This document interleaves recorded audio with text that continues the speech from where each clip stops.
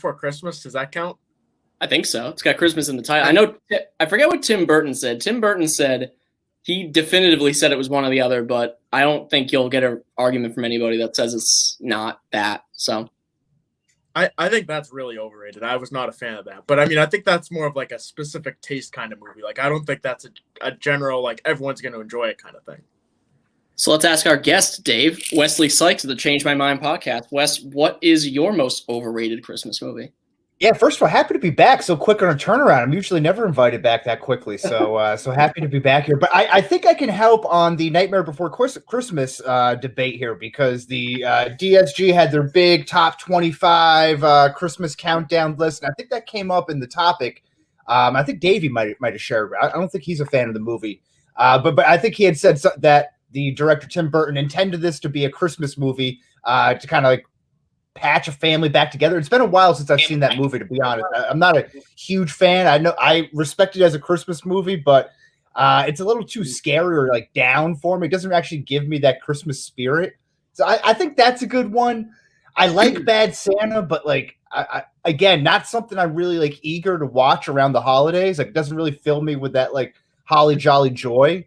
So maybe that's one like I'll be more likely to watch that movie in the summertime than like now. Yeah, I don't like much of what Tim Burton's done in his career. Like, I like Batman. I like I like Batman Returns. That's also good. That's a Christmas movie, you could say. That's also true. You could argue that's a Christmas movie. Yeah, that's true. That's a hot take. Tim Burton's best Christmas movie is Batman Returns. I think this also kind of comes into like the Die Hard debate or Lethal Weapon debate too, you know, and I think the best way that I've been able to wrap my head around this is that there are movies that are set around Christmas, but then there are Christmas movies, and they're not necessarily the same thing. A Christmas movie will always be set around Christmas, but a movie that's set around Christmas isn't always necessarily a Christmas movie. Yeah, no, that's a good point. I think that's logic coming through. Yeah, that's pretty good. It's science. That's a pretty solid definition, I would say. I mean, there are definitely some that toe the line more than others. Like, I mean, Die Hard's obviously the higher debate, but like, is Gremlins a Christmas movie, for example? Right. Yeah. I mean, the Gremlins are a Christmas gift. That's right. Right. I think it's a present. Yeah. I also think Die Hard in general, that argument is so tiresome. Like, to me, it doesn't matter either way if you think it is or isn't, and people get so like defensive about it. Like, whatever you think it is, because it doesn't really matter. It's whatever you make of it. If you watch during Christmas, maybe it is to you, maybe it isn't. But like, I just don't see people get so like annoyed over it, and it's such a ridiculous thing to like draw a line in the sand on. I am 1,000% with you, Dave, on that. And it's like I try to withhold myself and pull myself back and be like, you know what? I'm not going to engage. I'm going to be the bigger person. But every year around this time of the year, I log on Twitter, and this is going to come back up, and there's going to be another story from Vox or Vice or The Ringer about how Die Hard is the quintessential holiday movie that we've all been neglecting. We should just accept it, and then it's going to drive me into an inevitable rage. Yeah, it literally no matter where you go.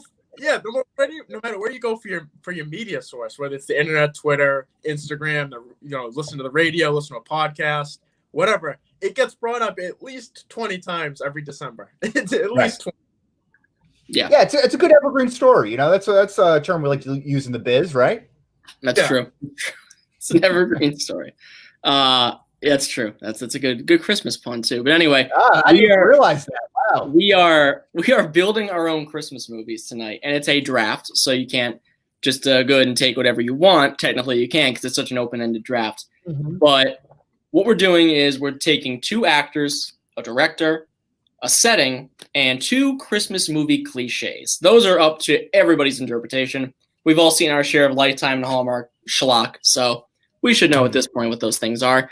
So the draft order is going to go Dave, Wes, then me. It's a snake draft, so I'll have the first pick of the second round. Then it'll go Wes, Dave. You get the idea. So, Dave, I'm intrigued to see where you start. I know you are a big sentimental movie fan. You love your rom-coms. That's a joke. Dave hates them. Dave hates anything that has feelings. So that's I don't think he'll be going there. Dave's not building Love Actually 2. That's what I'm saying. I'm definitely not. Man, this is tough because I don't think there's one real like top of the line thing here. Big board. It's wide open. I know, exactly. Literally anything. I'm going to take actually. I'm going to take the setting first because I think everyone's thinking of that. I'm going to take the North Pole.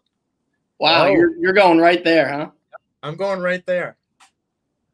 Wow. Okay. I was expecting a setting not to go off the board in the first round. That was not the first thing I thought was going off the board. I had 3 settings written down. North Pole was not one of them. I have a very specific plan laid out on my desk on my computer here. So I wanted to try to make sure the setting is very important to the story. So I'm taking the setting first to make sure. See, I'm going the opposite way. I'm getting the ingredients first and then just making what I can with it rather than having the meal already thought out in my mind thinking this is what I need. So I'm just going to the grocery store. I'm buying whatever I can off the shelves. And I'm like, I hope this makes something good that people want to eat. Because if not, I lose. People don't like it. But if I get those people, you better watch out. Right. If all the ingredients come together right, I think I'm taking a similar approach to you, but I think Dave probably has the right idea with, again, with everything being so wide, you can really narrow down what you want to shoot for and go for. North Pole was one of my 5 settings, but I think when I'm looking at the categories, there's one category that's, I think, a little bit, there's one that I really pinpointed here. I'm going to the director category here. That's good. I need a Christmas movie. There's really only one standout Christmas director here that I trust to do it. I think of Home Alone 1. I think of Home Alone 2. You could even go to the Harry Potter series where I think there's elements of the Christmas spirit within the Harry Potter movies, but there's also great home, themes that are Christmas adjacent, family, home, that sort of thing. So give me Christopher Columbus as my director here. I thought you were going Nolan for a second. I was like, he was one of my 3 directors I chose, actually. So you're taking a noted adventurer, Christopher Columbus, right? Yes. Right? Yep. Okay. Mm-hmm. So you're indigenous. We're going to be covering a lot of indigenous people and new lands, hopefully. Right. Maybe not, though. No, but Christopher Columbus has done a lot of stuff. He's one of the more maybe not underrated, but like under-recognized directors, especially for what you're going for. Yeah, John Hughes light, right? He's kind of cut from a similar cloth there, so he can kind of get the rom-com, the coming-of-age stories, those type of things. He can kind of hit on those heartstrings that are apparently missing from David. Yeah, I'm Tin Man. That's true. Dave's not going for it. Setting first. I'm Tin Man. I have no feeling. I like that. I like that a lot. Okay, so this is tough. I'm gonna go a different direction than you guys to start. Dave took his setting. You took your director, Wes. I'm gonna start with one of my actors. So I wanted to go with actors I really wanted to see in either a Christmas movie or just I can't get enough of what they do in real life that I just want to see more new content. So I'm starting with John Mulaney, even though he's not really an actor. He's not really an actor. Sure he voice acts. He's voice acts. That's true. This will be live action, though. I promise. This will be live action. He's a dashing man. So you can put him in front of the camera. People are going to eat it up. He's funny. He's one of those comedians where he can be funny without being blue and also very funny while being blue. He can toe that line really well. So I think in a PG-13 movie where he's given one F word, I think he'll succeed. He's good at that. So John Mulaney will be my first actor. He'll be top billed. I don't care what anybody else says. He's top billed. Right. Actually, you know what? Probably not, because the other actor I'm going to take is probably more well-known. My other actor is going to be Amy Poehler. Taking Amy Poehler. Get it? Poehler. Pole. North Pole. Not North Pole. Can't be the North Pole. I can't take the North Pole. I could take the West Pole, the East Pole, and the South Pole, but I can't take the North Pole off the board. So I got my 2 actors down. I got Amy Poehler and John Mulaney leading this comedy vehicle. Clearly going to be a funny movie. I knew I was going to go funny. That was like the only thing I had going in was like, I'm going to make this a comedy. It's not going to be a drama. It's not going to be like one of my cliches written down is like saving a small town institution. Like that's half of like all of Lifetime's movies. Like we need to wrap this ball or else the local candy shop's going to shut down. Like that's not going to be what we're talking about here. It's going to be a funny movie. We're going to figure out along the way what we're going to do. But I think I have 2 lead actors for this vehicle that are going to drive it in the right direction. Is there going to be a little romance involved, perhaps? Maybe some sex, relationship, or we'll see. We'll see how it goes. Maybe with Christmas movies, whether it's a comedy or a drama, there's always some sort of romance involved. but then there'll be some twist at the end or there'll be like a twist along the way where like he's married to her second cousin or something and they didn't realize it. It's like kind of like that happens in Love Actually. There's a lot of twists in Love Actually, but I'm not remaking that. So those are my two actors. My actors are all set. I wanted to go there because you guys both took your director and your setting right off the board, so I can kind of wait on those. I am curious to see where the cliches go, though. So, Wes, you have your director. Where are you going? Yeah. Now? Okay, so I am going to a cliche here, actually, to kind of piggyback what you were just saying, and I'm going to go with Christmas on the Rocks. So Christmas is up in the air. It may not get off without a hitch, but something has to happen in order for Christmas to go off and be everyone to get their presents on Christmas morning. Yeah, that's a classic one. That's the whole like, oh my God, like Santa's got the sniffles or Santa's sick or who knows if the big ball's going to happen this year. Like we need that to save the town. But yeah, or maybe the toy shack got burnt down because of forest fires in California, and then you have all this stuff going on, and then that's right. Starring Greta Thunberg, and then she comes in and saves the day. I'm just spitballing ideas. It's topical, and also you can maybe have a little thing at the end, like if you want to donate to the forest fire, like the funds, like you can donate here. It could be a nice tie-in. But that's not a Christopher Columbus movie. That's like a Michael Moore movie, right? I probably should retroactively go back. that would be funny. I think you could get Christopher Columbus to sign on to that. I think. Yeah, maybe we'll get Michael Moore as like someone to kind of punch up the script or something. No, you know what, Dave? If I checked right, he's still on the big board for actors. Michael Moore. That's true. He could be the lead, the love interest, really. He's not in my top 10 million, but if we get 10 million people ahead of him, I'll consider him. Dave, why'd you give up the Ghost? You're up next. You have the next two picks. You could have kind of marinated us a little bit. All right. So that cliche, I was kind of thinking of using at least part of it. So I'm gonna have to go in a different direction. I'm gonna go with I don't know. Tell me if this counts. If it's different than what Wesley said for a cliche. Replacing Santa Claus. That's different. That's good. I think that works. I think replacing Santa Claus works. Yeah, I'm gonna take that as my first one. Okay. I have a very specific plan that I'll lay out. It'll make more sense as we go on, but considering you have no actors yet, all you have is replacing Santa Claus and the North Pole. You're pretty much just making the Santa Claus right now, but we don't know who you're acting. Hey, it's slow and steady right now. I'm going to take my. Before you say that, I was getting on Emily's nerves the other night because I've never seen the Santa Claus in full. So I said to her, I was like, "You've seen this movie, right?" She was like, "Yeah." I was like, "So how many times does Tim Allen go in the movie? How many times? Like 15, 20?" She's like, "None." And I was like, "Really? Like you don't think he did none of it at any point? Really? Like that's his big thing is that stupid ass sound from." But never anyway. So separate himself from the Tool Time fame, of course. That's true. That's true. Yeah. Richard Karn should have been an elf. Richard Karn should have been an elf in that movie. Right. So Dave, you are replacing Santa Claus as a cliche, and you have your setting as the North Pole. You still have nobody to act in it or direct it. And honey, I could see why. Okay, I'm not gonna take my director because I have a guy that I have in mind that I don't think Jake's gonna take, so I don't need to worry about that. Okay. I'm gonna take one of my actors here. I'm gonna take Ryan Reynolds. Okay, that's a safe pick right there. Mm-hmm. That's a safe pick. I like that. I feel like the way I'm trying to fit my movie in here. I feel like he's a really good fit. Everyone likes Ryan Reynolds. He's fun. He's very funny. He can make things that aren't really that funny and make them sound funny. Because this is actually going to be an animated movie. Oh, I like that. Okay, he's a strong leading man, like you said. Who doesn't love Ryan Reynolds? The only issue there is that he's a beefcake, and you can't show those abs in the animated. That's true. Yeah, you could go with Santa Claus, but you lose it because there's no visual on Ryan Reynolds. He did pretty good as Pikachu, though, didn't he? Mm-hmm. Did he, Dave? Because remember you told me you weren't going to see that movie, and then you did see that movie, and you ripped my heart out.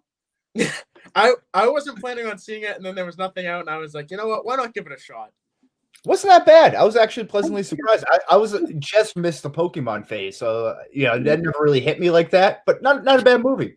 It is, in my opinion, the second best video game adaptation ever made, behind Mortal Kombat, which is still Yeah. An absolute ripper of a movie. I love it. You're not a Street Fighter fan? I was a little more partial to Street Fighter with Jean-Claude. I'm not a big Street Fighter fan. It's just because I think Mortal Kombat's just got a deeper story to it. And I just love all the characters in Mortal Kombat and the violence, the ultra violence of that game it's just cool. I like it. But before I get myself wheeled into an institution by the end of this podcast, unless you're a backup, you have your director, you have a cliche, you have no actors, and you still need another cliche and aesthetic. Yeah, so I got Christmas on the Rocks right now. I got Christopher Columbus directing. I think it's time to dip my toes into the actor pool here. And this was an actor at one point in time. He may not be acting so much right now, but give me Joe Rogan. Okay. Joe Rogan's going to be the star of my film here. And of course, from such fame as News Radio and the Joe Rogan Experience. But give me Joe Rogan. I got to say, you're bringing a real fear factor to this movie. Joe Rogan, you're crazy. This movie's good. All I can think about is Joe Rogan or Christopher Columbus just clashing every day on the set. Just like reports coming out of the movie, like Joe Rogan is like antagonizing Christopher Columbus or something like that. I think Joe Rogan's a very copacetic guy. You know, you pump him up with enough marijuana, you keep that on set, then I think he'll be, very, very docile, very calm, like a nice golden retriever. I think we'll get at least one report that he got so high that he thought Christopher Columbus was Christopher Columbus. That's like he was like, where podcast and starts asking about the Nina, the Penta, the Santa Maria, and like all that stuff, right? It snowballs, no pun intended. Yeah. But I like Joe Rogan to start. That's good. That is a very because Dave and I are going conventional actors, and Joe Rogan that's throwing a real curveball. So I like. I want to see this. This could be a good jumping off point for him. Maybe he's got some acting chops. He's definitely a beefcake. Maybe he can replace be like the brother of Dom Toretto in the Fast and the Furious movies. I'm probably butchering his last name there, but maybe a cousin or something like that. I've seen approximately 0 full Fast and Furious movies, so I can't really give you much. Well, those are family films in their own right. You slap a Christmas tree in there, suddenly it's got the Christmas spirit. Dave, do you want to weigh in on the Dom Toretto? Is that correct? Yeah, Dom Toretto. Yeah, I always admire Vin Diesel for starring in movies where acting requires, he doesn't really require any acting skills. Like Dom Toretto really just drives a car and talks in really low voice. That's and then he does Groot and he just says "I am Groot" in 12 different. Amazing. The man's made more money than I'll ever see in my lifetime by saying 3 words. That's pretty much. I can't say anything bad about him. That is an incredible hustle. So congratulations. It is honestly. I respect the hell out of him for that. Yeah, exactly. Yeah. So we'll see. Maybe Joe Rogan's got a little bit of Dom Toretto in him. Who knows? He could. I mean, we've never seen the Fast and the Furious Christmas movie. They've done everything but that and go to space at this point. So I guess we'll have to see. So I'm going to take my director here. And I know I don't have to because both of you guys, Dave hasn't, so I want to make sure. I know Dave's probably going to take him anyway, but I'm literally going to do the same thing I did with the streaming service draft, and I'm just going to take Taika Waititi again. I knew you were going to take him. That's why I wasn't worried. I knew you were going to take him. I'm definitely making Taika the director because the guy doesn't make bad movies, so I can pretty much guarantee it'll at least be watchable and pretty good. I think he's such a master at writing and directing, and he just adds such a unique flavor to everything he does. So, and also, if I'm making things in finance, I can be on set with Taika Waititi. So that's him, John Mulaney, I said all day. Nothing but laughs. I think that's a good set because when you get in, like you said, Taika Waititi is such a comedy actor. You got Amy Poehler and you I'm Mulaney there. That seems like a winning trifecta, a good triumvirate of comedy here. Okay, so my next, I'm gonna take my first cliche, and this is a bit of a unique cliche because I think it's something you see in some Christmas movies. I'm gonna call it pseudo musical, where it's not a musical, but they sing 3 songs and they're usually terrible. It's a Lifetime Hallmark thing where they'll sing a few songs. You're like, who in their right mind would actually write this and think it sounds good? But Amy Poehler, she's got some decent singing chops. We know John Mulaney can sing. He sings in Big Mouth here and there. And Taika Waititi can make it just absolute fever dream of a movie. Just a complete mind fuck of whatever we're going to see. But I think having a song mixed in here there, John Mulaney, very theatrical person. Amy Poehler, she can keep up with that, I'm sure. So I think we can we can see where this is going. I like the theme of having a song here or there. It's not really a musical, but like there's a song there's enough songs in it to make you think like, what did I just watch? Right, and there's, it's a real set in a real life setting, but there is something sort of whimsical about that, maybe like a Disney-esque type of feel where the magic is just in the air. You get swept up by the moment in song, and suddenly everything's kind of serendipitous, right? I like that. Up by the moment in song. It's true. Who hasn't? I mean, who hasn't, to be honest? Who has not left their feet dancing to a song? I mean, come on. It's only him. Maybe Dave. Maybe Dave. Tin Man. Tin Man, Dave Albiani. maybe both. So Dave gets going to that AC/DC. I'm sure he does. You get a couple Miller Lights in, Dave. You play You Shook Me All Night Long. This kid will get going. I guarantee it. Oh, I like it. Some Miller lattes. Very nice. Miller Lights they're very underrated. I'm a crappy beer drinker all day. Give me Bud Lights, Coors Lights, Miller Lights. I'm more of a Miller High Life guy for going with Miller, but either way, I don't think you can go wrong. With the cheap beers. This is coming back around to me here, right? So I got another Christmas cliche. I don't have another setting here. So far, you need your setting, you need your other actor, and you need your other cliche. Yeah. So give me the setting of the mall. The mall. I like it. Everyone's got to go to the mall, last minute Christmas shopping. Maybe you go get your picture with Santa. Maybe you want to go tell Santa what you want. Of course, as a henchman of the Santa Claus network, right? They're probably on the bottom of the barrel and they just pass the message back up. So, I'm not sure how I want to use Joe Rogan yet, but I do know Christmas is on the rocks. We're in the mall. Christopher Columbus, Joe Rogan. We'll go from there. I like that. I like the mall. So you can put Joe Rogan in the mall and things are going to happen. It's going to be some funny stuff. Lot of opportunities for craziness and hijinks. Absolutely. I mean, craziness and hijinks are all Joe Rogan knows. And Christopher Columbus very good at directing those hijinks. Yeah, absolutely. As we're well aware, right? Yeah. Oh, yes. As we are very well aware. So the mall, that's a good setting. Dave, you already have your setting. You have a cliche and an actor. So I don't want to tell you how to build your team, but you can wait on director because we don't have one of those. We both have one of those. That's going to be my last pick. My first pick here, which is relevant really the order, but I'm going to take a cliche. I'm going to take Snowy Christmas.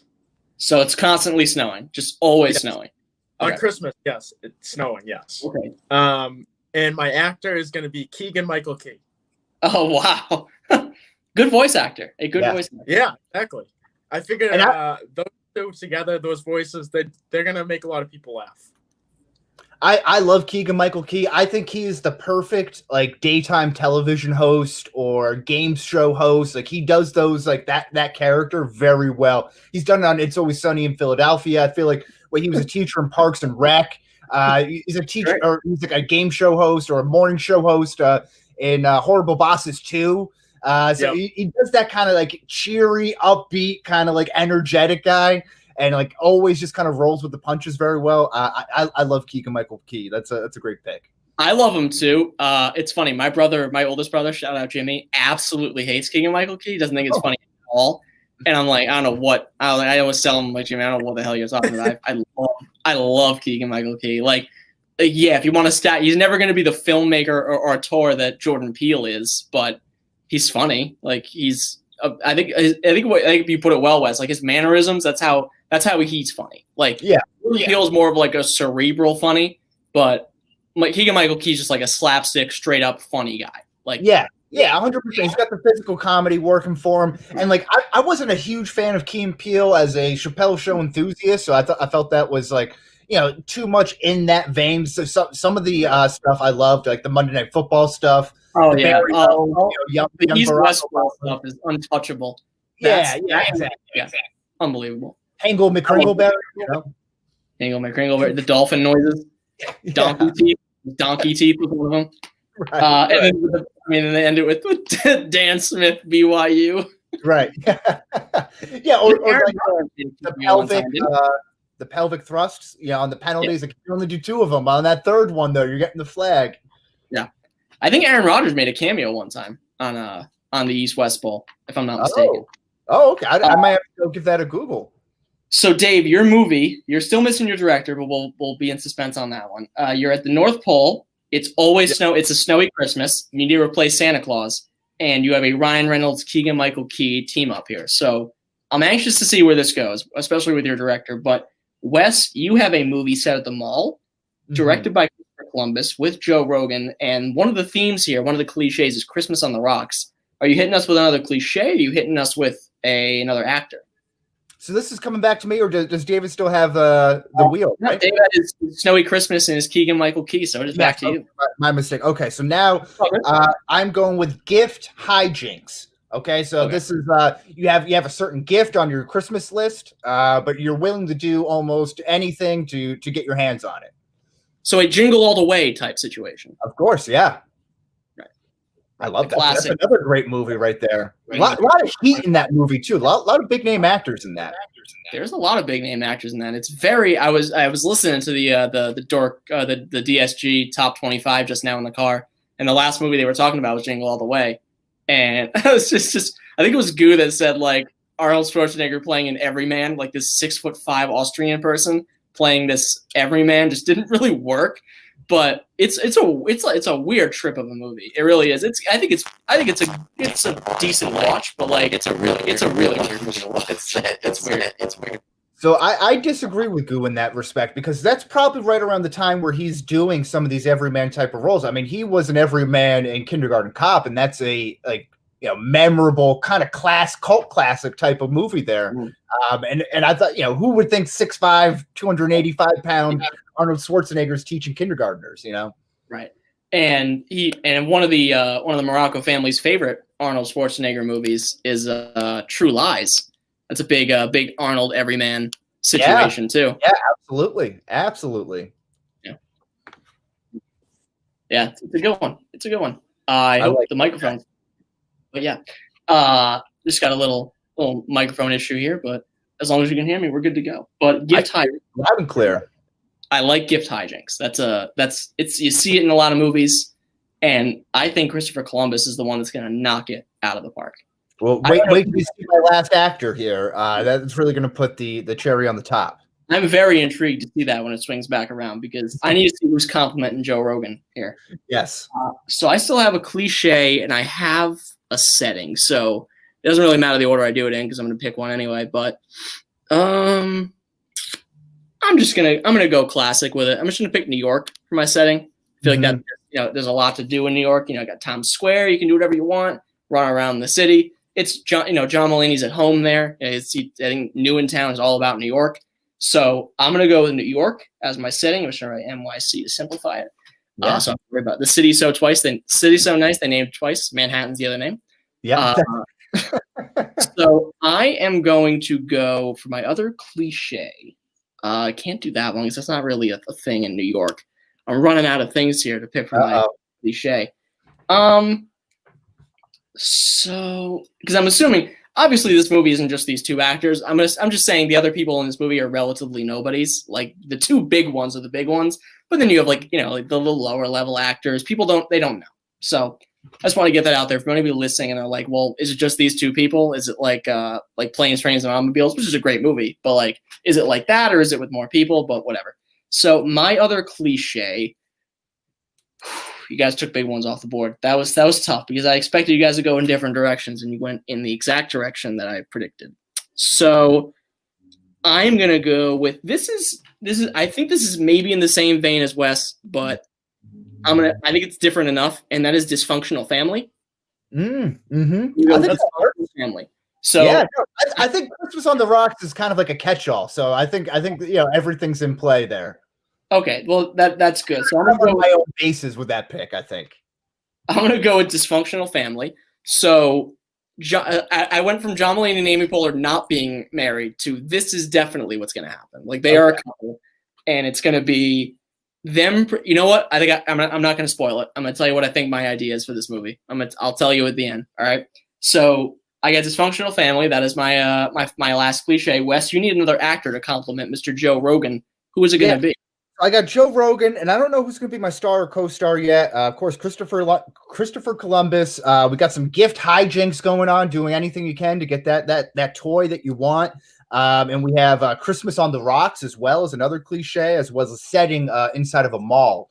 And I think the perfect co-star, in fact, the only co-star to complement Joe Rogan's breadth of knowledge, and maybe someone to I find him to be a little bit mellow. I want someone to kind of balance him out, be the yin to his yang, so to speak. And that person, he's not an actor, maybe. Some people might call him an actor. That's one Alex Jones. Oh my God, Wes, are you serious? Yeah, he's a conspiracy theorist, InfoWars, that sort of thing. Joe Rogan, Alex Jones, starring in a Christopher Columbus film where there's some sort of gift hijinks. Christmas is on the rocks. Maybe they have to save the day of some sorts. They find themselves in a mall. I can't say that's where I expected this to go. Well, yeah, I just want to leave the bases open. There's a lot of options. There's a lot of conspiracy theories. There's a lot of different things that can go around there. So, they're versatile characters. Just want to get this out there before we move on from this pick. Alex Jones is a nut job. Just throwing that out there. He is an absolute lunatic. But he's not in my movie, so I don't have to worry about marketing this. But you know what?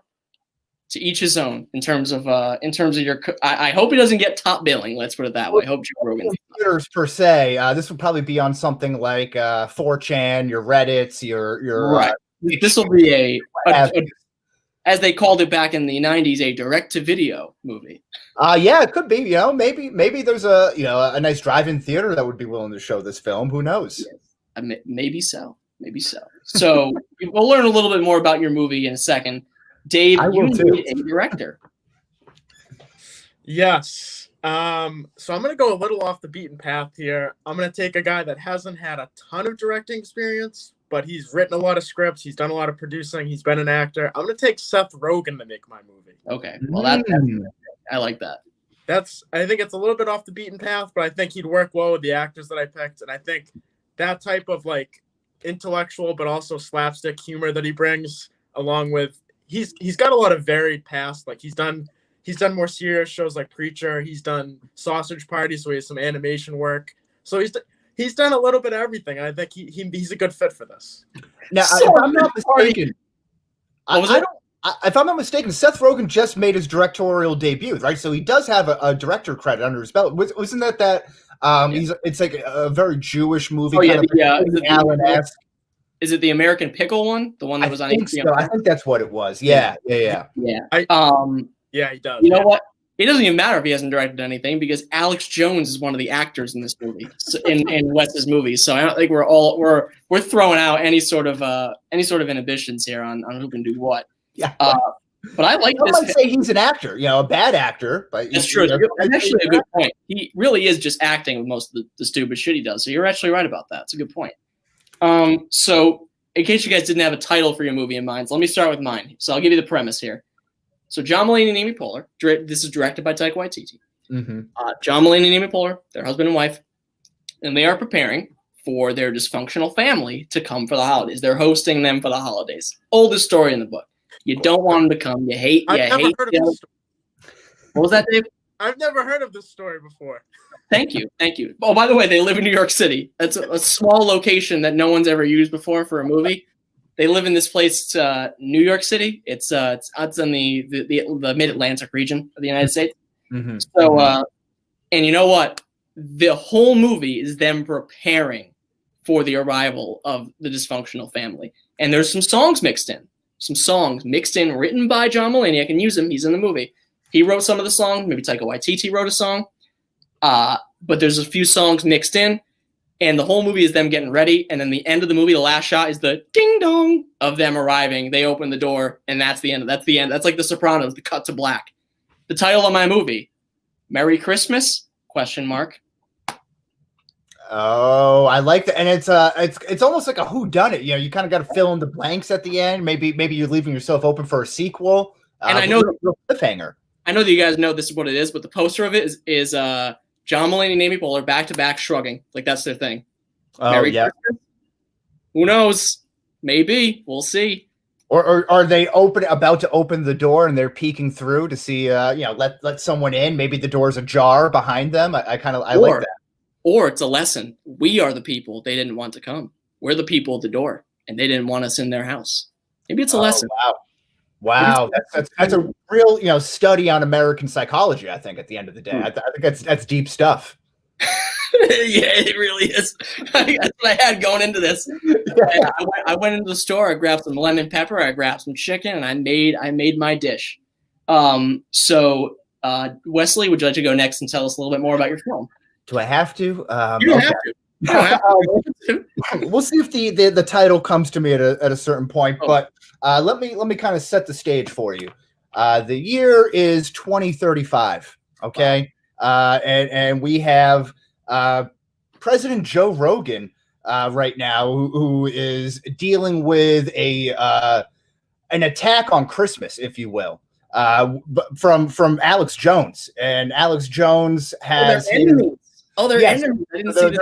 So I wasn't aware of this too. I actually just figured this out a couple moments ago. I like this. So, and Alex Jones and his sleigh of that's being pulled by 8 gay frogs are doing their bidding to take over the world, right? And Christmas, right? But Joe Rogan, it has to do what he has to do to make sure that he gives the gift of Christmas back to the American people. Those that are left of it, because I believe this will be like a dystopian type of society here. Maybe some kind of like Fifth Element type of theme here. I mean, by this point, we're 15 years removed from the pandemic, so there's got to be something that's changed. There's a cause and effect here, like what we saw in Avengers Endgame, like the blip. There was some repercussions for that. There, right? It's a combination of the Fifth Element and Avengers Endgame. We all have blue mohawks, but there's whales in the Hudson River again. Like that's how it is now. But it's a family movie because it's Christopher Columbus. So keep that in mind here. And the mall, it's a family feature, naturally. The mall, we're not really a mall, as we come to find out. This is the big twist: is that we're all actually inside of the internet, and we're just the movie takes place inside of like Jeff Bezos's Amazon internet superstore.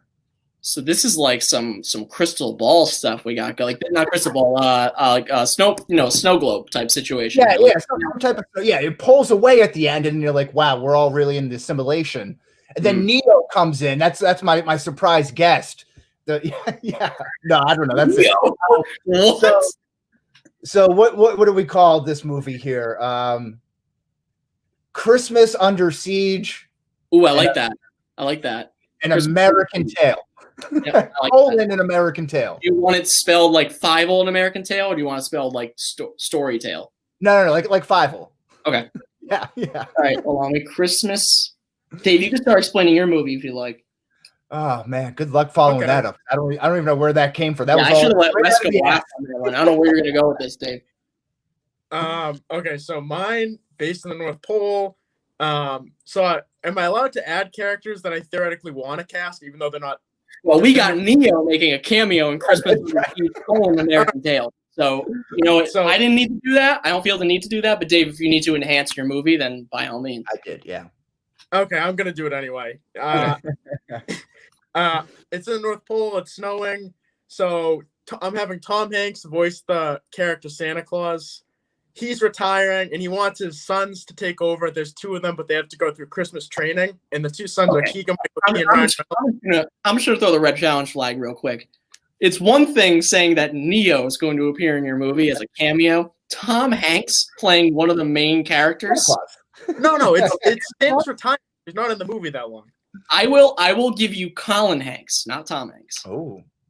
Hey, you didn't give me rules before this, so you now have to let me continue my story. There were rules, okay? Wes is a guest. We let him go a little off the board. You and I have to stay to a stricter schedule here. I appreciate that. Tom Hanks is a little excessive here. That's like me saying, I'm going to have a tiny cameo by Danny DeVito. He's going to show up in my movie. All right. That's a good joke there, though. That's true. I don't know if you picked up on that. I was there. All right. Tiny cameo, Danny DeVito. I wouldn't even. Oh yeah, because he's okay. Gotcha. I'll have him climb out of a couch like in Sunny. There we go. I won't name any more. So Dave, you're Santa Claus, voiced by Colin Hanks.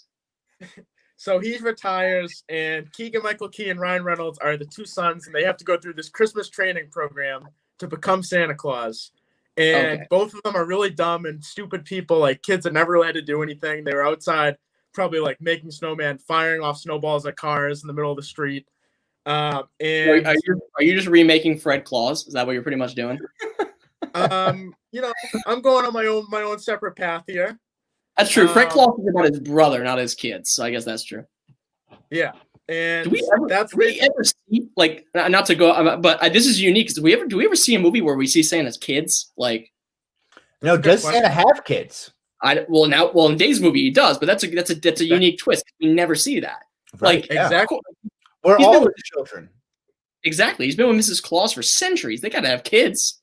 Like, so. Yeah, I don't want to get too religious here, but of course, you got Jesus and Mary there. Do they necessarily have kids? We're all their children here.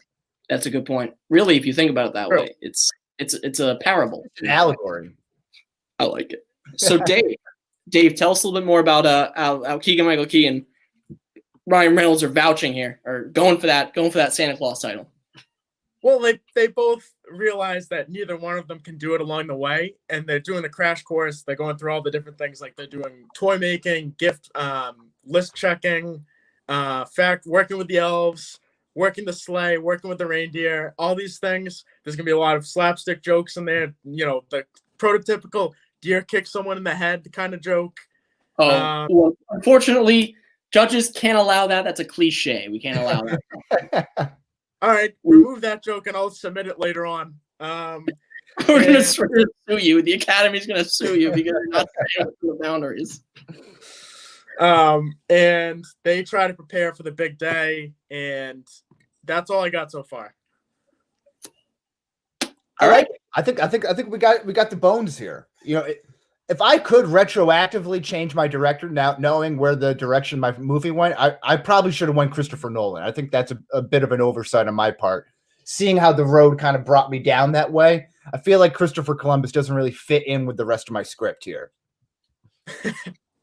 I mean, I think Christopher Columbus maybe he could work under a pseudonym, an Alan Smithy type deal. Now, I think everything that you said about the possible explosiveness between Rogan and Columbus could be said for Jones and Columbus. That's fair. Yeah. I think I didn't know you were going that direction, so I was like, oh, well, Joe Rogan's got to be the most explosive person we're bringing in this movie, and then I realized he's not. Well, I had a couple, so I don't know if we have an option for honorable mentions at this point in time, or things off the list here. But hold on, Dave did not name his movie yet. Oh, what do we got, Dave? The title of the movie is A Whole New Christmas. Oh dear God. Oh, I like that. But is it like a HOLE? Because you're like filling a hole, like there's a hole in Christmas now. Yeah. Yeah. Some wordplay. Exactly. That's clever. There it is. A little sister, John Stockton. That was like you putting it on the rim for me to dunk. That is something. So, I'm happy to help. We can do some honorable mentions. Wes, you can go ahead and go first. What do you got? Well, I had Quentin Tarantino. Again, I think that probably would have worked in some way or shape or form with the direction of the movie. But the pairings that I had, because I went with actor. I specifically wanted actors together. So my grouping: Seth Rogen, James Franco, but Seth Rogen was taken. I think some Pineapple Express, that type of thing. The Interview type, maybe like a buddy cop sort of deal. And then kind of like a odd couple pairing, Melissa McCarthy and Meryl Streep.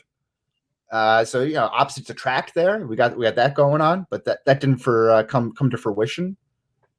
You guys got any other actors or anything you want to? I do. I had 5 other actors because I thought Emily would be doing this with us, so I had reserves.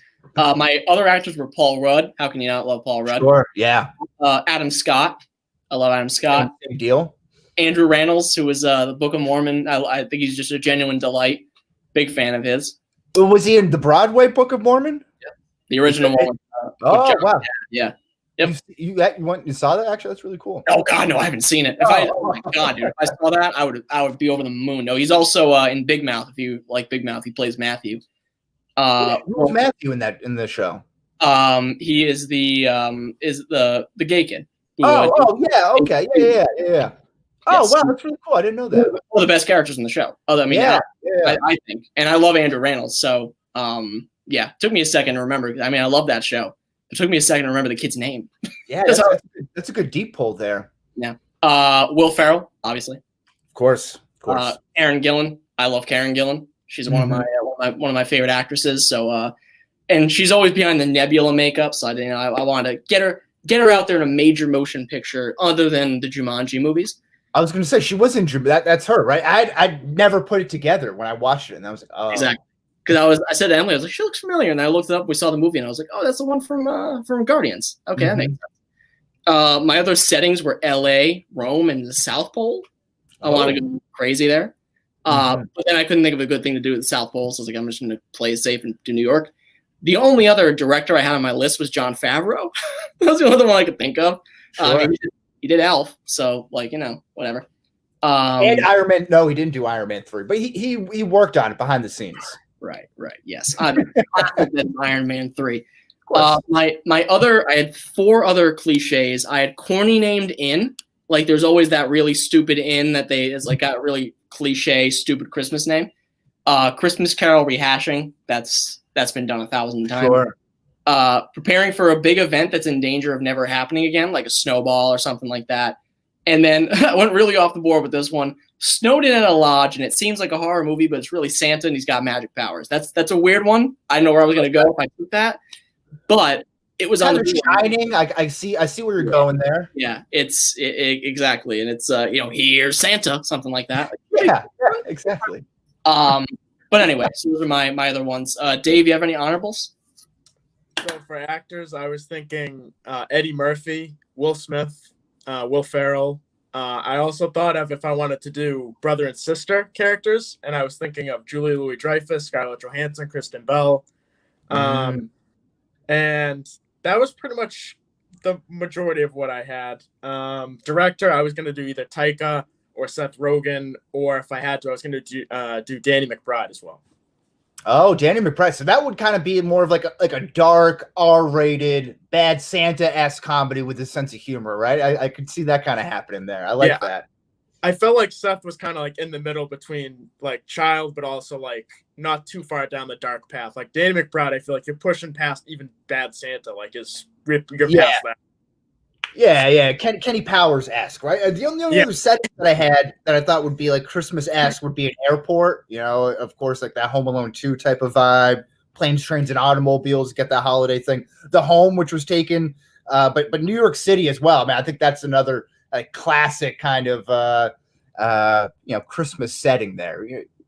Everyone wants to be in New York City. Rockefeller Center, you go skating around, you get the tree and everything. Yep, I agree. That's the magic right there. It's the magic. Yeah, that's where it all happens. Yep, really is. That's why I went NYC. I almost went LA, but I was like, LA doesn't have that je ne sais quoi, that real Christmas feel to it. They have no snow. But I love the idea of the South Pole though, because then you could almost do like a bizarro sort of thing where like maybe he is like a Russian or something like that, like a Superman prodigal son returns. His name is Cantaslaus instead. Yeah, exactly. And he wears a white coat with red trim. It's just he's got the alternate uniform on, and he flies a sleigh with 8 reindeer in it. Well, yeah. Right. Reggie's he coffee shop. 8 reindeer. Yeah, I like that. He's got the city edition uniform on. That's good. The city edition uniform. Oh man, now I wish I did that instead. Well, I guess when we do the sequel edition next year, Wes, I'll have to remember. Jot that down, yeah. But anyway, those are our movies. So again, Dave's is A Whole New Christmas. That is WSHOLE, A Whole New Christmas. Not A Whole New Christmas. Right, that could be confusing for the kids. It sounds like a movie they would have in like a raunchy TV show, because they would be like, well, are people going to read it like that, or are they going to read it the way it's not supposed to be read? What if right for a porn parody? That's opens itself up there. A-hole, right? Wes, your movie is Christmas Under Siege: An American Tale, spelled like Fievel, An American Tale. Mm-hmm. And I'm gonna have to make the note of that, because people are gonna see that and be like, why did he spell that the way he did? Is he having a stroke? Like, what's his problem? No, it's funny. People will get it. I think people will understand. I mean, you might have an issue with it's not a Disney movie, is it? I don't know. I hope I don't have Eisner coming after me, man. You better hope you don't have the mouse coming after you. No, thank you. And then my movie is Merry Christmas ? Because who knows if it'll be a Merry Christmas when the dysfunctional family's coming to town. Starring John Mulaney and Amy Poehler. But anyway, Wes, thank you for joining us. We appreciate you coming back on and doing some Christmas talk with us. Where can we find you? Yeah, you can find me at on Twitter at Wesley Sykes _. Of course, every Monday night, every Sunday night or so, we're doing the live stream on Change My Mind with my co-host in crime, Nick Fryer.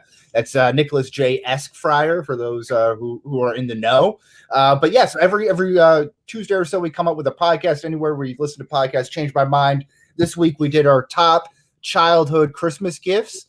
Mine was, if I had to go buy a toy, it was a 6.5-inch White Ranger, Mighty Morphin Power Ranger with the Saba sword that I could actually play that talked back with. That was one of my tops. I don't know if you guys have anything that you would like to share, top favorite childhood Christmas toys that come to mind.